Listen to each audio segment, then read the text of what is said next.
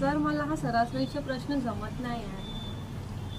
तर हा मला सरासरीचा प्रश्न जमत नाही.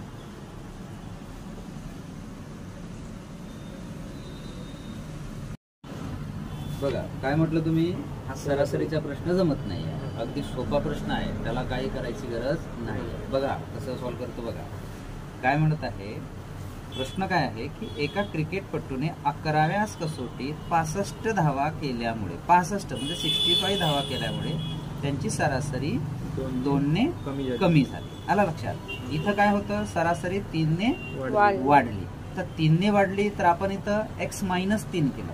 आता इथं काय आहे, 2ने कमी झाली तर आपण इथं x+2 करू. आता बघा कसं आहे, एका क्रिकेटपटूने 11व्या कसोटीत 65 धावा केल्या.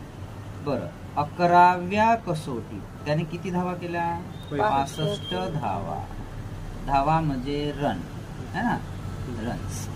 आता 11व्या कसोटीत त्याने 65 धावा केल्या, बरोबर आहे.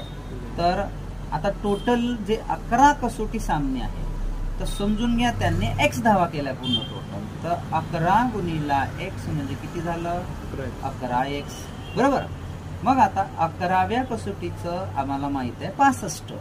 तर आपण काय करू, 10 पर्यंतचे आपल्याला माहित नाही आहे, बरोबर आहे ना. आपण 10 पर्यंत पहिले काही घेऊया, आलं लक्षात.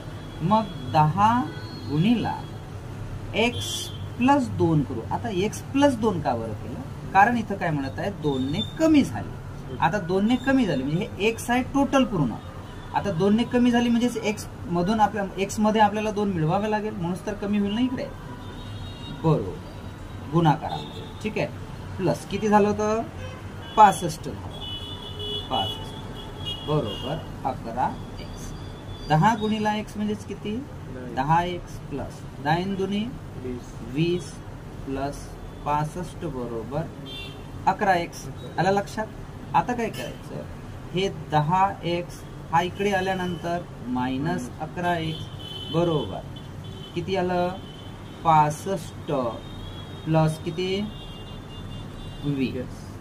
आलं लक्षात. आता बघा, आता तुम्ही म्हणाल की सर आपण इथं प्लस मायनस का बरं केलं नाही, का बरं नाही केलं.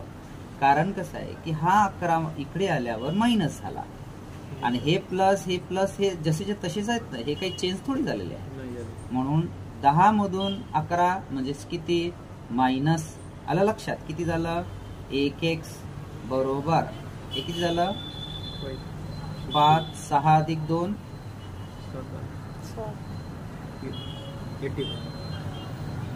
किती झाले, 85. याचा आन्सर किती आहे, 85 आहे.